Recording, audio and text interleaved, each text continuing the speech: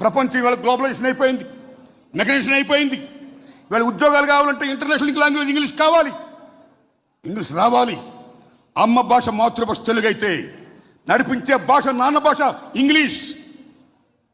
మేము పేదవాళ్ళమి.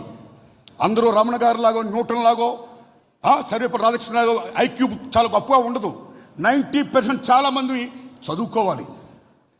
ఒక విజ్ఞప్తి చేస్తున్నాను రమణ సార్, మా ఊళ్ళో ఫస్ట్ బిఏ చదివాను నేను. ఆ రోజుల్లో మీరు నమ్మండి, మాలాంటి పేదవాళ్ళందరం కూడా ఇంగ్లీష్ రాక చాలాసార్లు ఫెయిల్ అయ్యాం. ప్రథమ స్థానం నుంచి ఎప్పుడు కూడా మాకు ఇంగ్లీష్ లేదు. మేము బిఏలు ఎంఏలు ఎంకమ్లు పాస్ అయ్యాం. పాస్ అయ్యి ఉద్యోగాలకు వెళ్ళాం. ఉద్యోగాలకు వెళ్ళినప్పుడు ఇంటర్నేషనల్ లింక్ లాంగ్వేజ్ ఇంగ్లీష్లో ఉండడం వల్ల ప్రశ్నపత్రాలు మేమందరం ఫెయిల్ అయ్యాం. మేమేమయ్యాం?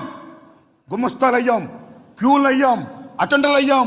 ఈ దేశ సార్వభౌమాన్ని కాపాడే జవాన్లు అయ్యాం. ఈ దేశ ఇంటర్నేషనల్ సాల్వెంట్ కాపాడే పోలీసులు అయ్యాం. కానీ ఇంగ్లీష్ మీడియం వచ్చిన వాళ్ళు ఏమయ్యారు? దే బికేమ్ ఐఏఎస్, కలెక్టర్లు అయ్యారు, ఇంజనీర్లు అయ్యారు, డాక్టర్లు అయ్యారు, వాట్ నాట్. చాలా గొప్పలేరు, వెరీ హ్యాపీ. కానీ విద్య ద్వారా ఏ సామాజిక న్యాయం వస్తుందని అంబేద్కర్ మహానుభావుడు చెప్పాడో, because of these Telugu and English అనే భేదం వల్ల ఇంగ్లీష్ వచ్చినోడు చాలా గొప్పోడైపోయాడు, తెలుగు వచ్చినోడు చాలా అతపతడపోయాడు.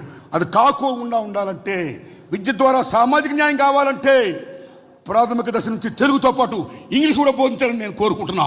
కాబట్టి పెద్దలు మీరు కూడా దయించి మమ్మల్ని ఆ యాంగిల్లో మాట్లాడి ప్లీజ్ నెక్స్ట్ సభలో ఇంగ్లీష్ కూడా మరవద్దని చెప్పండి. రమణ సార్ దండం పెడతా. ప్రాథమిక విద్య తెలుగుతో పాటు ఇంగ్లీష్ కూడా ఉండాలి.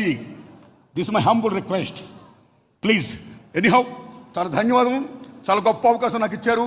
థ్యాంక్స్ రవిశంకర్ గారు, థ్యాంక్స్ అలాట్.